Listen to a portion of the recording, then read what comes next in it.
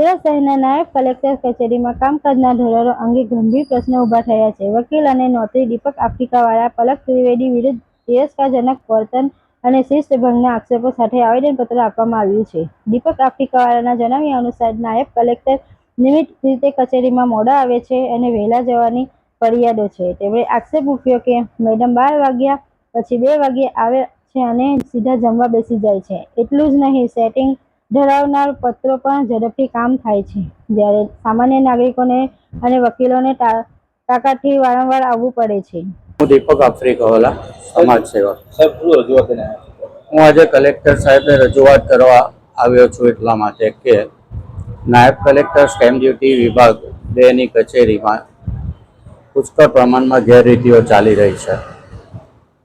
વકીલોનું પણ માન સન્માન જળવાતું નથી અને પક્ષકારોને પણ ધક્કા ખાવા પડે છે. નાયબ કલેક્ટર મેડમ સાડા 12 પહેલાં કચેરીમાં આવતા નથી. હું એક વખત કેસમાં રજૂઆત કરવા ગયો ત્યારે મને એવું કહેવામાં આવ્યું કે 12:30 વાગે આવશે. હું બેઠો રાહ જોઈને, તો 1 વાગ્યા સુધી આવ્યા નહીં. 1 વાગ્યા પછી આવ્યા. પછી મારા કેસને હાથ પર લીધો ત્યારે મને કહેવામાં આવ્યું કે ફરીથી ગણતરી કરવી પડશે. બીજી વખત હું ગયો, 12 વાગે ગયો તો 2 વાગ્યા સુધી આવ્યા નહોતા અને 2 વાગ્યા પછી મને એવું કીધું કે તમને 5,000 રૂપિયા ઓછા કરી આપું છું. મેં કીધું મારે ભરવાના થતા જ નથી, તમે ફરીથી વ્યવસ્થિત ગણતરી કરો, પક્ષકારને અન્યાય થાય છે. મને કહેવામાં આવ્યું કે તમે અપીલમાં જઈ શકો છો. હવે નાના પક્ષકારોને ઓછી સ્ટેમ્પ ડ્યુટી ભરવાની હોય તો અપીલમાં જવાનો ખોટો ખર્ચો શા માટે કરવો જોઈએ? મેં ન્યાય માંગ્યો હતો, પણ તે ન્યાય કરવા તૈયાર નહોતા. એનું કારણ એવું છે કે 1982 પછી સોસાયટીમાં જે પ્રથમ સભાસદ બનેલા હોય અને સોસાયટી એલોટમેન્ટ કરેલું હોય એનો પરિપત્ર સરકારે 2016માં કાઢ્યો અને તેઓ પાસેથી અત્યારે સ્ટેમ્પ ડ્યુટી વસૂલ કરવામાં આવે છે. તો મારું કહેવાનું એમ હતું કે પ્રથમ સભાસદ પોતે શહેર ફાળાના પૈસા ભરે, જમીન ફાળાના પૈસા ભરે, બાંધકામના પૈસા ભરે, એ પોતાના પૈસાથી જ એ પ્લોટનો કે ઘરનો માલિક થાય છે, તો એને તબદીલી નહીં ગણી શકાય. એટલે તબદીલીનો સ્ટેમ્પ એમાં વાપરવાનો થતો નથી. સરકારનો પરિપત્ર ખોટો છે અને તેનું તમે જે મનગઢ એ કરો છો તે પણ ખોટું છે.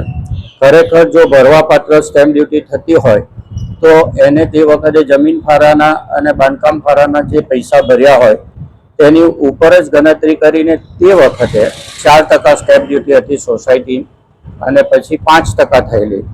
તેની જગ્યાએ આ લોકો 1999ની જંત્રી પ્રમાણે 10% સ્ટેમ્પ ડ્યુટી ભરાવે છે. એ ખૂબ જ અન્યાયપૂર્ણ છે અને પક્ષકારોને મોટા પ્રમાણમાં નુકસાન કરે છે. આજે પક્ષકારો હેરાન પરેશાન થઈ ગયા છે. અને બીજું કે 82 પછીના જે સર્ટિફિકેટ ઉપર સ્ટેમ્પ ડ્યુટી અત્યારે ભરાવે છે સરકાર, તો તે વચ્ચે 2-3 વખત એ મકાનની તબદીલી થઈ ગયેલી હોય છે. તો પેલો જૂનો માલિક અત્યારે કેવી રીતે પૈસા ભરવા તૈયાર થાય? આ પણ બધી મુશ્કેલીઓ ઊભી થાય છે અને કચેરીમાં અધિકારી ન હોવાથી કર્મચારીઓ પણ બેફામ વર્તન કરે છે. વકીલોની હિંમત જળવાતી નથી અને સેટિંગના કામ કરીને ઊભા થઈ જાય છે. કોઈ પોતાના ટેબલ પર બેસતા નથી, ખૂણે ખાચરે બેસીને સેટિંગના કામ કરે છે અને મેડમ પણ સેટિંગના કામમાં ઓર્ડર કરીને ચાલ્યા જાય છે. એટલે આ અંગેની મારી રજૂઆત કલેક્ટર સાહેબને છે અને સરકારને પણ લોકોને ન્યાય મળે એ રીતેની વ્યવસ્થા કરવા મારી રજૂઆત છે.